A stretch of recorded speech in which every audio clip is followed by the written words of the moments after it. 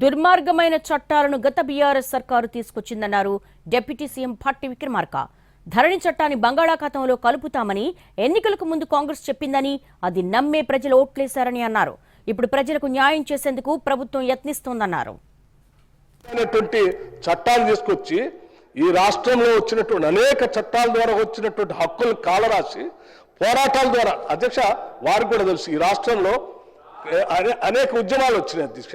ఉద్యమాలు వచ్చిన సందర్భంలో జెండాలు బాచి భూస్వాములు, దొరలు, జాగీర్దారులు, జమీందారులు భూములు తెల్లకాయత మీద రాసిచ్చి గ్రామంలో ఉన్నటువంటి పేద మధ్యతరగతి కుటుంబాలు రాసిచ్చేసి ఎంతో కొంత అక్కడ నగదు తీసుకొని వాళ్ళకి ఇచ్చిపోతే ఆ ఇచ్చిపోయినటువంటి భూములన్నీ వాళ్ళ ఆక్యుపేషన్ కాలంలో ఉంటే ఇవాళ ఆ భూములన్నీ ఎత్తేసారు అధ్యక్ష.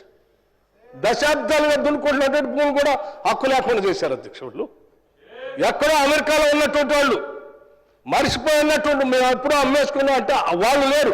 వాళ్ళ మనవళ్ళు వచ్చి ఏమంటే ఇగో మా తాత పేరు మీద పట్టదారి కాలంలో ఉంది, ఈ భూమి నాది అని వచ్చేసారు. నేను చాలా ఉదాహరణ కూడా చెప్పాను అధ్యక్ష.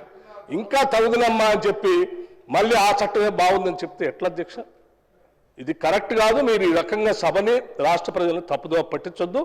మేము బాజాప్తుగా కాంగ్రెస్ పార్టీ చాలా స్పష్టంగా ఎన్నికల కంటే ముందే చెప్పాం, ధరణిని బంగాళాఖాతంలో వేస్తాం, మారుస్తాం, ప్రజల పనికి వచ్చేటువంటి చట్టాన్ని తీసుకొని వస్తాం అని చెప్పి ప్రజలకి నచ్చజెప్పి వాళ్ళంతా ఒప్పుకున్న తర్వాతనే వాళ్ళందరూ ఓట్లేస్తేనే మేము అధికారంలోకి వచ్చాం. అంటే ప్రజలందరూ దాన్ని మార్చాలని, దాన్ని బంగాళాఖాతంలో వేయాలనే మాకు ఓటేసింది. ఆ వేసిన దాన్ని మేము చెప్పిన మాట న్యాయం చేయాలి కదా అధ్యక్ష, చేస్తా ఉన్నాం. ఒక్క కలం పోటుతో ధరణి చట్టాన్ని తీసుకొచ్చి అనుభవదారుల హక్కులను తుడిచిపెట్టేశారన్నారు డిప్యూటీ సీఎం భట్టి విక్రమార్క. 70 ఏళ్ల క్రితం ఉన్నటువంటి జమీందారులను, జాగీర్దారులను తీసుకొచ్చి పట్టాదారు కాలంలో చేర్చారన్నారు. ధరణి అనేది దుర్మార్గమైన చట్టమని ఆరోపించారు భట్టి.